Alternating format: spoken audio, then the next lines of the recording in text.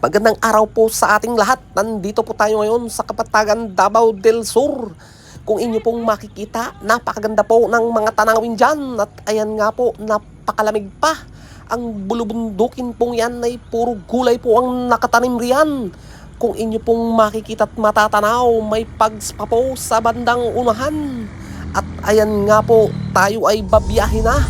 At dito puro gulay pa rin po ang inyong makikita. Ayan po sa ibabaw niyan, mga pechay at kung ano-ano pa. Napakamura po ng gulay dito kung inyong mapupuntahan.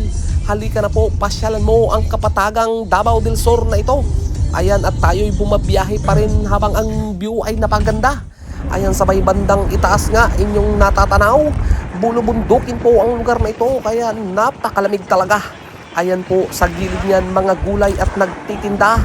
Tayo po'y babiyahe na at kung saan pa mapunta. Pababa na po tayo ng bundok na itong napakaganda. Maraming salamat po sa may gawa ng may kapal dahil dito balik-balik kamo. Paalam po sa inyo.